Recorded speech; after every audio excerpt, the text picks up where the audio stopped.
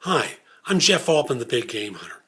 I'm referred to as the Big Game Hunter because I've been hunting down leaders and staff for organizations for more than 40 years. I want to talk with you today about anticipating change and taking action. And I was reading about Detroit's bankruptcy, and that's really the trigger to this conversation. And it caused me to think about, change in my life and the times where I've paid attention to circumstances, haven't engaged in what's called magical thinking, like pretending nothing's going on and that everything's going to just be fine. That there were critical episodes in my life where I paid attention and took action. So, one obvious example was when we were living on Long Island. It was our first house together, and the house had more than doubled in value in 6 years. And I asked myself a question.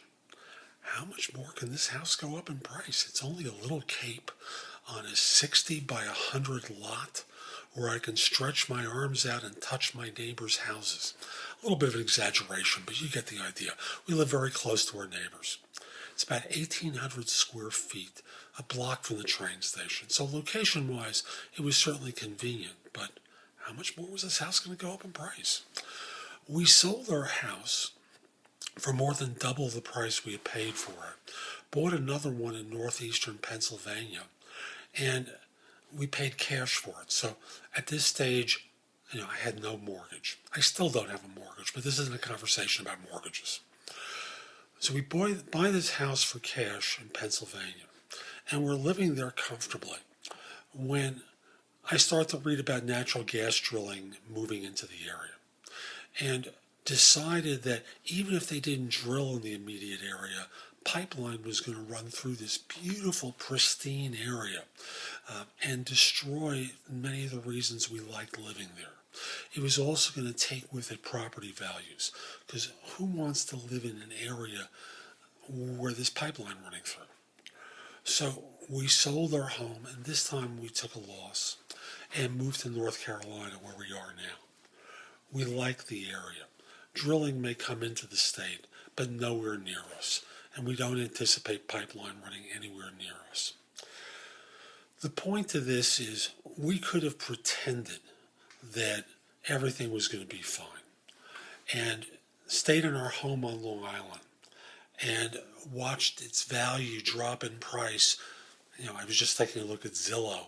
The value of the house is about $150,000 less from what I sold it for. We could have stayed in northeastern Pennsylvania and risked a lot, but, frankly, we didn't want to live there. We didn't want to live where the drilling was, and we were concerned, having met some of the people who were affected by natural gas drilling in northeastern Pennsylvania. We didn't want to go through anything like what they went through. We sold our home. We're living in a lovely area now in Asheville, North Carolina. The point I just want to raise with you is there something in your life that you're ignoring? Is there something in your work situation that you should be paying attention to and not trying to sweep under the carpet? Because all that happens when you do that, it's kind of like a garden that isn't tended properly. Eventually, the only thing that thrives in that garden is weeds. Eventually, what happens to you is your motivation gets sapped from the inside. It's not they're doing anything to you. It's that you're allowing them to do to you because you have choices. You can change your circumstances. You can move on to another organization, earn more, be appreciated more, have better upside, and feel better about yourself than you do now. So my encouragement for you is not to tolerate, not to engage in magical thinking, not to pretend that nothing's going on and that everything's going to be fine. No one works for their companies anymore for 50 years and retires with that proverbial gold watch. We're all going to engage in a series of strategic job changes and change our circumstances and change our careers going forward. You could ignore the tea leaves. You could ignore the signals and hope things work out. But to use an example from IT recruiting, there are a lot of mainframe developers who were on top of the roost 40 years ago who can't beg, borrow, or steal their way into a job now. You don't want to wind up in situations like that.